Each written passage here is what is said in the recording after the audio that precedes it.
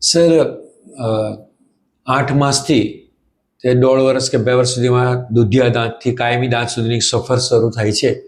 તો એમાં જે મોઢાની અંદરની સાફ સફાઈની બાળકોનો પ્રશ્ન હોય છે તે જરા વિકટ લાગે છે. તો એમાં આપના શું સજેશન છે સર? ને એ જો મોઢાની સફાઈ નથી કરતા તો શું ઉદ્ભવે છે, કઈ મુશ્કેલી શું ઉદ્ભવે પછી? અને સર બીજો પણ એક નાનકડો પ્રશ્ન આપણે જોડી દઈએ છીએ દર્શક મિત્રો માટે કે દાંત આવે છે તો એને પણ સફાઈ કરવી પડશે, તો બ્રશ તો કેવી રીતે વાપરવું, બ્રશ કયા પ્રકારનું વાપરવું, કે પછી હાથથી સાફ કરવું, એ પણ એક મુશ્કેલ છે નાના બાળકો માટે. તો એ પણ ચર્ચામાં થોડુંક અમારા દર્શક મિત્રોને માહિતી આપો પ્લીઝ. બહુ સરસ ક્વેશ્ચન છે તમે લીધો છે, અને આ વસ્તુની જરૂરિયાત બહુ જ છે અને બધાને ખબર થાય એ બી બહુ જરૂરી છે. હવે હું શરૂઆત કરીશ ગમ્સથી, કે જ્યારે દાંત આવ્યા જ નથી, બરાબર? હવે દાંત આવવાની શરૂઆત થઈ છે, 2-4 દાંત આવ્યા છે. એ ફેઝમાં ગમ્સને આપણે નોર્મલ મસલિન ક્લોથ આપણી પાસે ઘરે હોય એ મસલિન ક્લોથને થોડો ભીનો કરીને એનાથી આપણે સાફ કરી શકીએ. જે દાંત આવી ગયા છે એ દાંત માટે we can use finger brush. 0 to 2 યર્સના બાળકો માટે, જે 1 થી 2 વર્ષના બાળકો છે એના માટે ફિંગર બ્રશ આવે. એ ફિંગર બ્રશ તમે ડાયરેક્ટ ખાલી ફિંગર ઉપર તમારે પહેરી દેવાનું એઝ અ પેરેન્ટ્સ, અને તમે એ વસ્તુને યુટિલાઇઝ કરી શકો.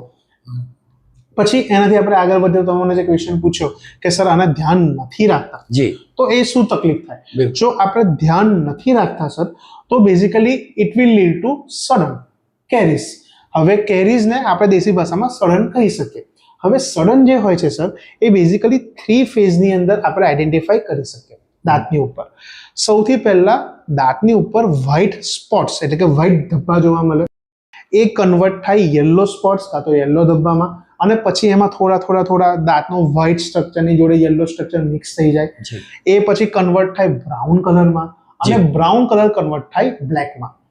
બ્લેક કલરમાં કન્વર્ટ થાય એટલે that is the severe form of carries, અને એ પછી દાંતના નસની અંદર જઈ શકે. હવે એ જાણવું બી જરૂરી છે કે દાંત જે હોય છે ને એમાં બેઝિકલી 3 સ્ટ્રક્ચર હોય છે. ઇનેમલ જે સૌથી ઉપરનું સ્ટ્રક્ચર હોય, એના પછી આવે ડેન્ટિન, અને એના પછી આવે પલ્પ. બરાબર? પલ્પ એટલે દાંતની નસ, ઇનેમલ એટલે વ્હાઇટ કલરનું લેયર, અને ડેન્ટિન એટલે યલો કલરનું લેયર. બરાબર? જ્યારે બી દાંતમાંથી ઇન્ફેક્શન દાંતના નસની અંદર જાય છે, દેટ મીન્સ કે હવે તમારે રૂટ કેનાલ તરફ તમે તમારા દાંતને લઈ જઈ રહ્યા છો.